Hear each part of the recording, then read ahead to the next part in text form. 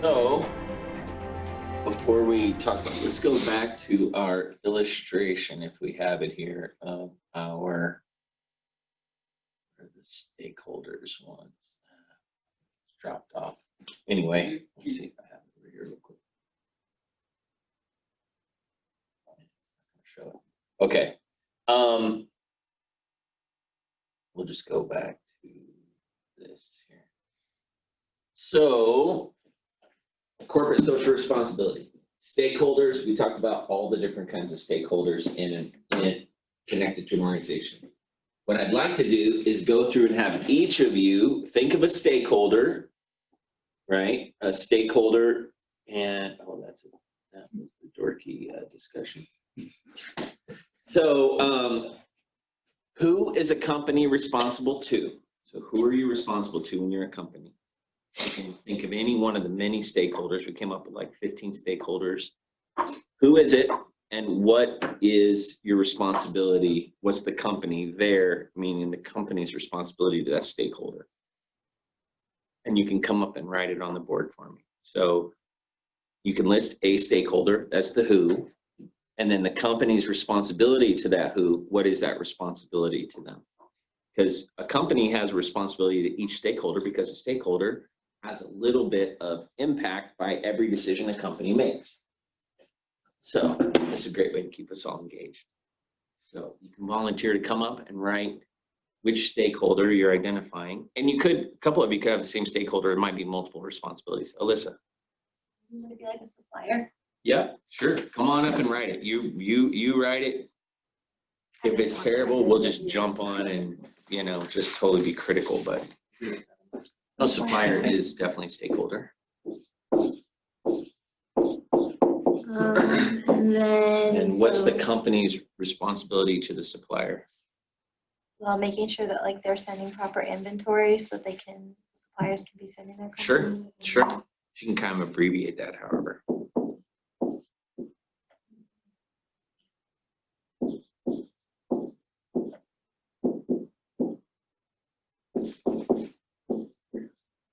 Yeah, so of course the supplier is going to care. A supplier is going to care about how a company does, and so the supplier's job is to supply inventory to the company. So you definitely have, and it's an economic relationship. It's a transaction. You're buying stuff, and that is your inventory. So another stakeholder, Noah. So I was thinking like maybe a mall or like office rent space.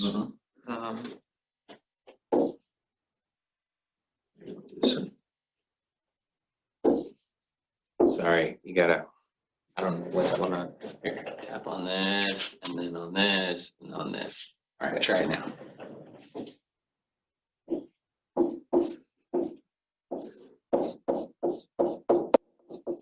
And what's the responsibility to? Well, several things come to mind.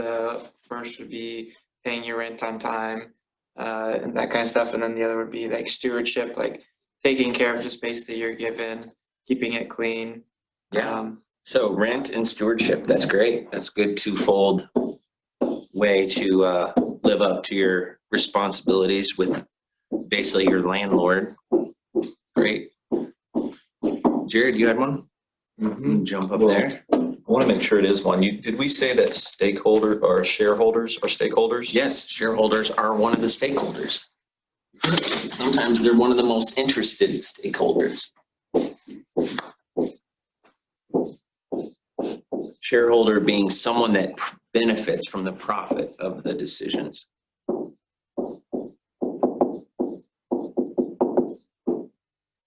And if that's applicable, I say communication because they want to know where their money is going and why. And so communication's key. Yep. All right. What else? Would employees count? Yep. Come on down. Probably one of the largest, other than customers, probably one of the largest stakeholders in an organization. So employees. So how is the company responsible to the employees, or in what way? Their pay, wages. Yep. absolutely. The employees, they're not working there for free. They get paid by the company. So every decision the company makes affects whether or not those stakeholders get their money. Kaylin, come on up. I have to ask for mine first. Would like retail partners or something? So, like, is that Sure, sure, absolutely. it's what do I put for that? You can put retail partner. It's fine. Okay. That's good. Yeah, it's a kind of probably a subset of any kind of partnership, but yeah, retail partners, if you're thinking of a retail type business, someone that's selling your stuff or you're selling their stuff. It's weird because the pen has a little bit of a lag to it. So if you write really fast, you like get way ahead of it. So what's the responsibility they have to the retail partner? Great question. So if someone, let's say the company is a TV manufacturing company and the retail partner is Best Buy, what responsibility would the TV company have to Best Buy? Keep their products coming and keep them updated and Sure, yeah. So delivering, just delivering the product and then all the things that come with that. It's got to be on time. It's got to work. It's got to be what the box says it is. It's got to be, for the price they agreed to. So yeah, great. Max.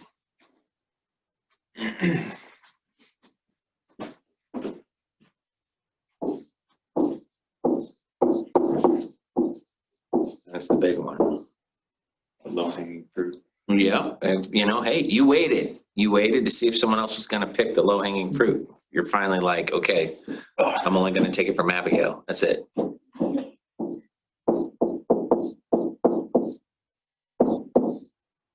And because customers is probably the largest stakeholder, there might be multiple responsibilities. So if you have another responsibility, you could add in there. So quality products, self-explanatory. You have a company and you have customers, then you do have a responsibility to give them the quality that they believe they're getting.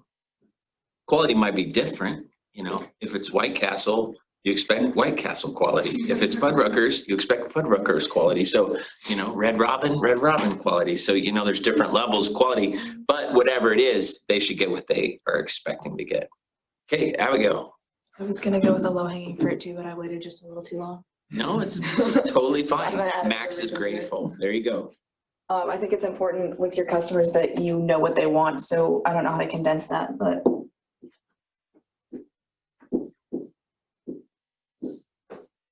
So knowing what the customers actually want. Yeah, that's great. I promise my handwriting is better than this board makes it look. Yeah. Well, I'll take your word for it. That's good. Okay, so these are all just the basics. So you can continue down this path. The government has expectations. They're a stakeholder, right? So if in creating your product, there's a toxic byproduct, the government has great interest in what you do with that toxic byproduct. The community has an interest.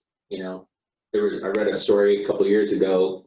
I used to host a talk radio program. So every Friday on the program, we would do stranger than fiction stories, basically stuff that is happening in the news. And it's just like, if it wasn't in the news, you wouldn't believe it. But there were people in California whose businesses were located on the same block as the Sriracha factory. And they were literally sometimes having to go home early sick with migraine headaches and stuff because the smell of the Thai chili peppers was so strong.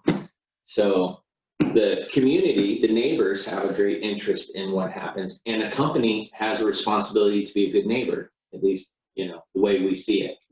And then you kind of keep going on the list. Those that finance the company, the bank has great interest. If you are a for-profit or a nonprofit, you have to have your money in a bank. You don't just put it under your mattress. So the bank now cares about what you do, especially if you have any loans to them or whatever, loans from them. Our ministry, we had a sizable mortgage on a building that we built, the bank required us to have an audit every year of all our finances. Most churches don't have to do that. Because we had the school and we had a big loan, we had to do a very expensive audit every single year. And if there was ever anything in the audit that they didn't like, they would tell us what we had to do to fix it. So it's kind of an interesting relationship. So there are a lot of expectations on a company. When you first start something, you know, a power washing company, let's say, as an imaginary thing, since Jared has thought about actually doing this, and Monty actually has a power washing company. You think, hey, I'm gonna get a power washer. I'm gonna go find some old lady that has a dingy deck on the back of her house, and I'm gonna make $100 in an hour. Easy. But if the company is going to grow at all, you're gonna end up with, you know, 10 or 15 little expectations that just start popping up, you know? And so you're gonna have to address those as you go. So let's go back to the social responsibility discussion here. Okay, wait, before I show the illustration. The video referred to this a little bit, but I want to go around the table. What would be a reason for being socially responsible? So being socially responsible can be any of the positive expectations. So, you know, your customer, so the reason would be, I want to communicate with my customers, that's the reason, or that's the responsibility, because, you know, it's ethical to give them what they're paying for. So that would be meeting this expectation. All that, I'll go back to the expectations. How about that? That might help. Here. Yeah. So let's just go around and pick the one that you wrote. And let's kind of think about this in kind of an active way. So what would be an argument for doing this? So what would be an argument, we'll start with Abigail, for Knowing what customers want, yeah. I mean, sounds bad, but you make more sales.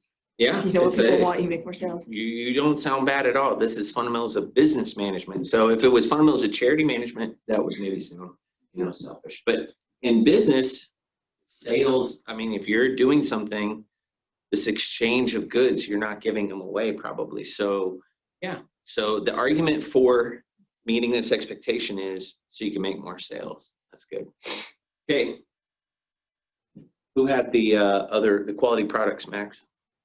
Would be an argument for meeting that expectation? You build your company's reputation among the community. Absolutely. So it lends to your reputation for sure. And that is a currency that is very valuable. And you know it is because of Yelp and Google reviews and, you know, Expedia, any review type site shows you that people really, really care about reputation. So yeah. All right. Who had retail partners? Kaylin? So what would be a reason for or an argument for delivering the products with the retail partners? I feel like a little bit the same with your reputation.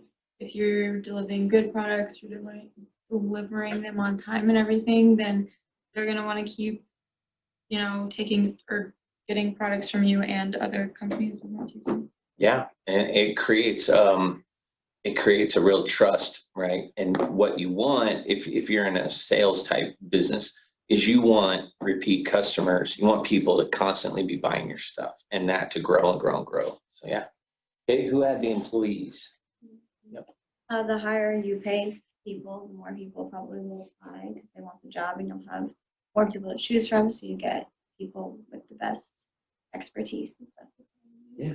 So the argument for it is you'll get better quality employees. I mean, again, every one of these can be taken in a selfish way, but let's just look at it from a pragmatic standpoint. If you have a company and you think about your employees' wages, you realize you have a responsibility to pay a fair wage to your employees, and in turn you get better employees, which in turn makes you want to pay more. That's not being selfish. That's actually just the way it's supposed to work in our system, at least. Great. Shareholders. I really don't know much when it comes to stock and stuff like that.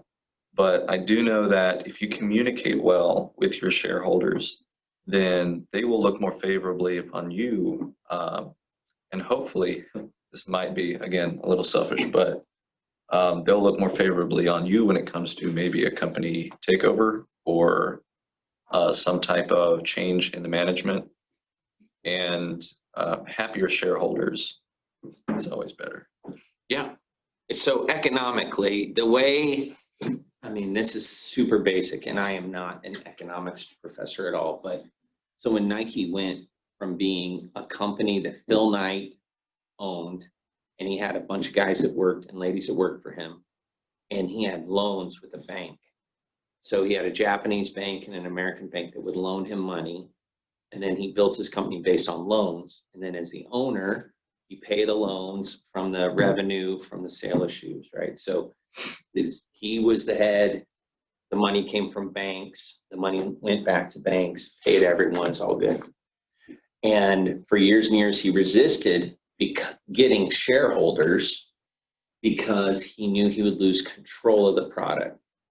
But to be able to accomplish the bigger mission of what they wanted to do, eventually he was convinced the only way was to become a publicly traded company, which means now they said, hey, we're going to sell 10,000 little pieces of our company. And we're going to start the price out. They get valued and stuff. We're going to start the price out at, $300, per share. That generates $3 million or whatever it is. So, well, it went gangbusters, and instead of just selling 10,000, they ended up selling like 50,000. So they ended up with $100 million or something on day one, and it made everyone super rich at the top of the company. The shareholders, they come in and infuse cash into the company by buying these shares along with the bank. It doesn't mean you totally eliminate the bank, but now you have this huge pool of money to draw from. If the shareholders aren't happy, or if they lose trust or confidence in the company, they start selling off their shares. They don't want to be part of this company anymore. The value of the company goes down. You have less money to work with. So communicating with your shareholders is a big part of publicly traded companies. And you can open up the Wall Street Journal every day. You can look just on Google the different, where each stock is each day. That's part of the communication process. Some of that's federally controlled, but then they have these different shareholder reports that come out monthly, quarterly, things like that. How profitable is the company? And that either inspires shareholders to hold on or to put more money in, or they get nervous and they start selling off. But you want more and more investment. So communicating with shareholders is critical to the company. Okay, who had mall/office rent? That was me. So for the rent, obviously, if you don't pay it, they could kick you out. And it's just not something you want to get behind in. Otherwise, every month you got to take that into account whenever you want to do anything. And then stewardship, you obviously don't want to, you're not being careful and you knock a hole in the wall or something, then you have to pay for that. That wouldn't be good. Yeah. So just, economically, the argument for good stewardship is it costs you less in the long run. If you keep trashing everything and have to replace everything, it's like not changing the oil in your car. Eventually the car blows up, I get a new car, versus just change the oil, small cost over a long period of time. And then just overall, just paying your bills, your rent, your utilities, that also keeps you in business. It's always more expensive to move. It's always more expensive to go find a new place. So some people play the game in business where they what you call slow pay their bills. They don't pay for a long time until they have to be kicked out.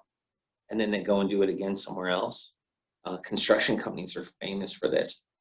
They build up. So they receive money for the things they built. They don't pay their bills. They file bankruptcy, close the company. Don't have to pay these bills. Open up the next day under a new name, new federal tax ID number, and do it all over again. And some people have made millions playing that game. It's really a unethical way of doing it, but it's super common in construction especially. Okay, and then suppliers. I was just mostly thinking like if you're working in like retail or something and you're keeping track of your stock and what you might need, if you're not keeping current on that and actually putting in orders, then it's gonna frustrate the suppliers, obviously, because they're not getting the business that they need, but also you're not gonna be getting what you need when you need it. So you're gonna be running out of things and then you're gonna have to be trying to fill all that space with things that don't need to be there. So it's just kind of like being courteous and communicating with the people that are supplying you and just kind of being respectful of their time and their resources so that they can help you in turn do better with your company. So you have a responsibility to your suppliers. You know, on paper, it's all just a big transaction, and theoretically, you could go from company A to company B. But if you look at like Benson, what Mr. Waltersdorf does with Cisco, Cisco is one of the largest food vendors in America, in the world, I think. So he has a relationship with them. By being consistent and living up to the expectation and responsibilities that he has as part of this company to them as a supplier, he in return builds up a bunch of goodwill. So we forget to order enough eggs for some, okay, you know, he can call a supplier and they're like, of course, Terry, you're always paying on time. You're always communicating with us. Of course, we'll send extra eggs. Or volume discounts, which helps your bottom line. You know, you're being responsible with your supplier. Supplier says, you know, we can take 5% off all your orders because, you know, you're so consistent. We never have to collect from you. You're always paying your bill. So you have this responsibility. So all of this, these are all great arguments for being socially responsible. So now take off your ethical glasses for a second. Let's not think like Christians. Let's just think like cold-hearted Klingon business people, okay? What would be an argument against being responsible? Why would people not be responsible in one of these areas? Yeah. Make more money. Like with the construction thing you're saying, like, yeah, it's not right, but it would get rich. Yeah. It's absolutely true. That's the only reason they would do it, right? You know, some people have to work a lot harder at not working than actually working. But, you know, some people look at it as it's just a numbers game. Numerically, it's sometimes a better idea to rip someone off because you'll make more money. And if that's your goal, you're going to achieve your goal quicker that way. What else? What would be another argument against being socially responsible? Yep. It's just easier to not be responsible. You don't have to worry about communicating with people and making sure that you're being respectful of their time or their resources or anything like that. You're just looking out for yourself. And it's just easier. It takes less time. And as a company, you could almost justify it, right? You could say, well, you know, I only have so much time in the day and I need to focus on our own family. I can't worry about the neighbors. I just got to worry about my family. And you get kind of inwardly focused and you could justify it. Yeah. I was watching a video the other day of George Soros being interviewed, and they were asking him about, you know, ethical stuff like this. And his statement was that he doesn't look at the social implications of his business in the countries that he operates in. He takes an amoral stance when it comes to that. And he said, apparently earlier in the interview, he said that there were two George Soroses, and the interviewer asked, which George Soros am I talking to now? And he was like, oh, well, it's the same one, but I just don't look at the social and ethical implications of what I do. So, And George Soros, if you don't know, is one of the richest men on the planet. Also, funding the deep state and all that kind of, I mean, he's at the center of so many conspiracy theories and things like that, but very, very rich Greek billionaire, I believe.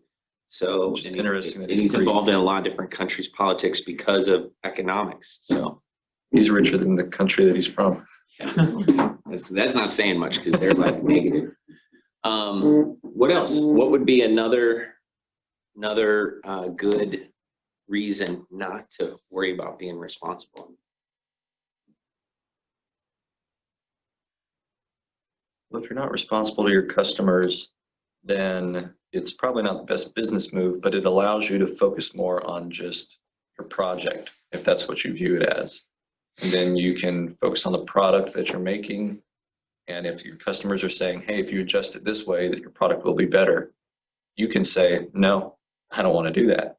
So you can ignore your customers and just focus on your plan. I mean, customers come and go, right? So, and they can be pretty fickle about what they like or don't like. And so you say, hey, I know the best way to make this and I don't need any feedback. Life is a little simpler that way. Surprising, most businesses probably run like that. They probably have that mentality. They're the experts. Why would I listen to someone else about why I do what I do? Hubris? Hubris, first hour of the day. Okay, any others? All right, let me show you. Yeah, Max. It kind of goes along with what's already been said, but like thinking for customers, like if you're making products, if you aren't going to be responsible to them, you can make more money by cutting corners and cheapening out and making things. And if you're not worried about being responsible to them or what they think, then as long as you're churning out the product, it doesn't matter. Yeah. So, I mean, and this is, so there are, this is why Chinese companies aren't allowed to sell dog food in the United States. Because at least there was a time, I don't know, maybe they are now, but where they were using cheaper ingredients and not listing them properly on the label, and dogs were getting sick because they would use things that were substandard, chemically, things like that. And there's a lot of, China's kind of at the center of a lot of that because they pretty much take an amoral approach to business. So there's an official list here that I'll pull up now. This one. So arguments for public expectations. Public opinion now supports businesses pursuing economic and social goals. So do you want to look good in the public? Be socially responsible. Long-run profits. Socially responsible companies tend to have more secure long-run profits, because, you're not going to be sued out of existence for polluting the streams around your business. Ethical obligation. Businesses should be socially responsible because responsible actions are the right thing to do. Just do it because it's the right thing to do. If you're a good person, have a good company. Public image. Businesses can create a favorable public image by pursuing social goals. That's what a lot of companies, the reason why some companies have been making big donations to Black Lives Matter is not because they necessarily have bought into the cause of Black Lives Matter, but they want to be seen as buying into the cause of Black Lives Matter, and that's a public image thing. Public image is a part of business. Better environment. Some want to help solve a social problem, and so by being socially responsible, they're also solving a social problem. So if they are, let's say, if a company invests in the local drug treatment center, then the community around the company will have less drug addicts, which will make the environment around the company better socially. Discouragement of further government regulation. The reason why the government has to step in is because companies won't do the right thing sometimes. So if you want the government to stay off everyone's back, if everyone did what was right, you wouldn't need the government to step in. Balance of responsibility and power. Let's see here. Businesses have a lot of power and an equally large amount of responsibility and need to balance against that power. So the bigger the business, the more responsibilities they need to have. Stockholder interest, we talked about that quite a bit. Helps in the long run. Possession of resources. Businesses have the resources to support public and charitable projects that need assistance so they can actually help more people if they do the right thing. And superiority of prevention over cures. Businesses should address social problems before they become serious and costly to correct. So it just makes sense. If your engine light comes on in your car and you pull over and check the oil and add some oil, the car will go another 100,000 miles. If you ignore a problem, you're going to have a much bigger issue on your hands, right? Companies are the same way. But arguments against, and people will argue against. Violation of profit maximization. Business is being socially responsible only when it pursues economic interests. Business, some people define business as just an exchange. And so the way to get the most exchange is to not worry about what's happening in the neighborhood around the business or what's happening, outside the walls of the business. Dilution of purpose. Pursuing social goals dilutes business's primary purpose, economic productivity.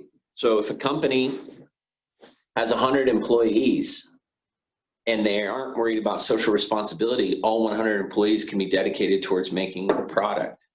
But if they are focused on social responsibility, 2 of those 100 might be focused on doing these things outside the company that don't earn anything. You're paying these 2 people. So you're actually kind of distracting away. These might be 2 of your smartest people that could be helping you achieve the goal. Cost. Many socially responsible actions do not cover their costs, and someone must pay those costs. This is true. So here in Ankeny, in the Ankeny Chamber of Commerce, Carl Chevrolet is a platinum level donor to the Ankeny Chamber. They get nothing for that except for their name up on the wall and their little logo on all the brochures. But they're doing it because they want to promote all businesses in Ankeny, because they look at it as, hey, if all the businesses do well, they're going to sell more cars. It's not because just out of the kindness of their heart, they just like giving away 3% of their profit every year. They don't like giving away anything, but it makes sense to them. But if they never gave that money to the Ankeny Chamber would probably still exist, and they could take that money and put it into something else. Too much power. Businesses have a lot of power already. If they pursue social goals, they will have even more. So it's kind of like a weird reverse argument, but basically just keep business in the business world. Don't let them, don't have a business have a say-so in whether or not a city park gets built. Let the business stay in the business. Let the government take care of the government. Let the community take care of the community. Lack of skills. Business leaders lack the necessary skills to address social issues. You know, who are they to say that we need to, you know, deal with some new issue? Sometimes you'll have someone like Elon Musk speak about something that isn't technical. People might say, well, what does he know? Then finally, lack of accountability. There are no direct lines of accountability for social actions. Not a bad point, you know? So a company says, we've identified that clean water is a big issue in sub-Saharan Africa.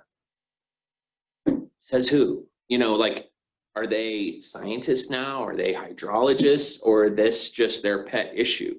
And so all these arguments, I'm definitely for most social responsibility. I think it should be mostly voluntary, though. I don't think that a government should come in and say, you must be responsible in all these areas. It's pollution, you know, public health, things like that. Right now, it's an issue with masks. So companies deciding what's the responsible thing to do. Is it responsible for us to ask people to wear masks?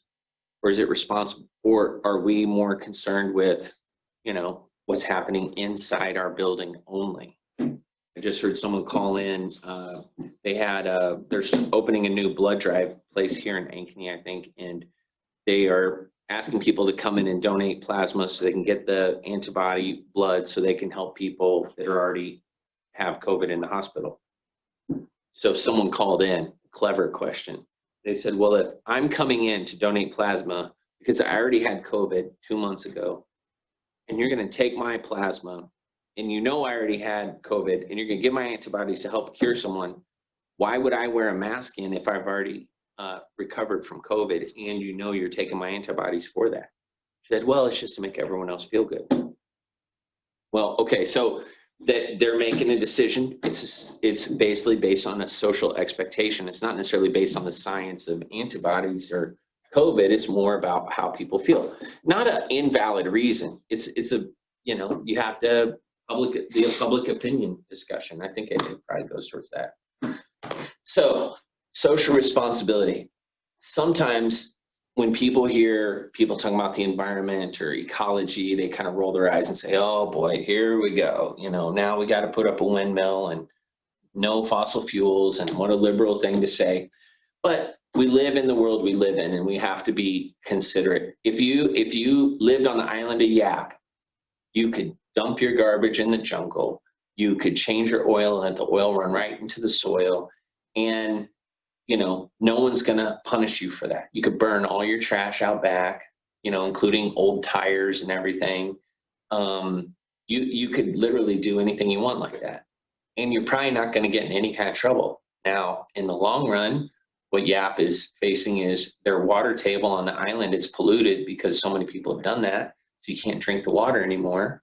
And they're on a little island where there's no other water except for rainwater. So, you know, there's a long-term cost to that, but a lot of companies have come in and done things like that, and now there's a long-term negative side effect. But in America, we have a certain expectation we have to live up to. So we need to do the best we can. Faith is like that right now, COVID. Faith, I had said earlier, last spring, to a friend, I said that I felt bad because faith cannot do what it believes is right. Faith has to do what everyone else believes is right. In this case with COVID, because public opinion is such a strong thing. We can't just say, forget what everyone else says. We believe this report, and so we're going to do this, which could be everyone wear masks 24 hours a day or no masks at all. We don't care. We don't think it's infectious. You know, you could go either direction with it. So if, let's say that Dr. Jim had a belief and it was one or the other, and he says, this is what I want to do. Well, faith can't just do that. Faith has all these stakeholders that they are responsible to. And so faith is going to make decisions that kind of balances the expectations of all the stakeholders trying to do the right thing. And this isn't a sin issue, right? So these are just gray areas. And so they have to make decisions. They have to be flexible to meet all those expectations. This pandemic stuff is probably one of the best illustrations of social responsibility. You're trying to do things that, you know, for all these good reasons, you know, but there are a lot of people who make some pretty good reasons, like, why should you have to, you know, do all these things? And then if the science doesn't back it up, you know, where do you draw the line? So anyway, you guys been following, so John MacArthur's church in California, so the judge just last night upheld the decision that Grace Community Church is not allowed to meet at all. They're not even allowed to meet outside unless they upgrade their social distancing standards. So, and then they got fined just $1,000, which is not a big deal to them, but they got fined because their signs don't say wear a mask. Their signs say, please be responsible, social distance. If you have a fever or had symptoms, please, you know, stay home. So they have that sign out in front of their church. Not enough. They got fined $1,000 by the Los Angeles County Public Health. And then now they've been, and it was front page news, they've been ordered not to meet. It's gonna be very interesting Sunday to see what happens, because there's a chance there's gonna be a showdown between all these Christians show up at church and John MacArthur being let out in handcuffs, because it's no one's backing down on this one.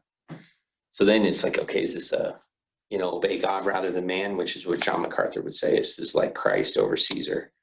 Other people say, yeah, but you have a social responsibility. Other good churches, godly leaders in California are saying, where's your social responsibility? And I think because it's a gray area, you kind of have to decide where you stand on that, right? So any thoughts on this topic? I've got one. I've been watching a video by John Stossel called Average Everyday Lawbreakers. And it's a video from 2016 where he interviewed several people who were hit with, you know, the legal guidelines that have been set in place, I'm sure, for the ultimate good. But the people like walking your dog on a 12-foot long leash instead of a 6-foot long leash. It's stuff like this. Yeah. It's this one girl was doing a lemonade sale or a lemonade stand outside her house, and she got shut down by the cops. Another girl was selling Girl Scout cookies in her front yard, and she got shut down by the cops. But then it's other stuff like this family owned a plot of land, and they had just cleared it. They had gotten all the permits and everything from the county or whatever. They had just cleared it, and they're about to build a house, and the government had like a runoff near their house, and it was all clogged up. And so they called in, they were like, hey, can somebody come down and clean it out? And they were like, well, if we're pretty backed up, if you could clear it out, that would be great. So the guy took his backhoe and cleared it out, got hit with a felony charge for destroying wetlands because the water had backed up and filled up the property. So then they classified it as wetlands, even though they had to dig 8 feet to hit a water table. And so they lost their house, they lost everything. They're living in a mobile home right now, and they're in debt. So, and there were like 2 or 3 other families who did that. One guy had been importing lobster tail for, I think he said like 13 years, 15 years. One day, like 7 different government agencies showed up at his house and arrested him, put him in jail for 6 years because they had just changed the import to, they had to be in boxes instead of bags. And he had been importing them in bags for 15 years. They just changed it. And so he went to prison for 6 years. And it's just stuff like this that he had one legal guy on. He was like, anybody in the world or anybody in the United States could get hit with several of these at any time because of all the laws that have been coming out just every year. And so that's why stuff like this, I understand some of it, and then I hate the other part of it, because it just takes the government, which is a group of people, to say, hey, we don't like that guy, we want him away, and just slap him in jail. You never hear from him again until he's dead. Yeah. So Honestly, you have to decide individually on each one of these expectations. So some of them are obvious. If you have customers, you need to meet your customers' expectations. If you have employees, some of those things are like crystal clear. The government regulation, I worked for an air conditioning company in Missouri on the Kansas City, Missouri side. We sold air conditioners on the Kansas City, Kansas side. The fine for getting caught selling an air conditioner in Kansas City, Kansas without a license to sell was $100, but we made like $1,000 profit. It was like, why would we, and to get the license was really expensive. So it was like, well, let's just pay the inconvenience fee of getting the fine and still being able to sell over there versus going through the bureaucracy. So you have to decide when you're an organization. Christian organizations have their hands tied more than secular because there's a greater expectation, right? So they're going to be judged at a greater level. So that is kind of social responsibility in a nutshell. I mean, I'm probably not doing an awesome job at it. There are entire college degrees built on this. So, but I'm also not a corporate social responsibility warrior either. I kind of can see both sides of it. You got to kind of deal with it case by case. So, okay, that's it.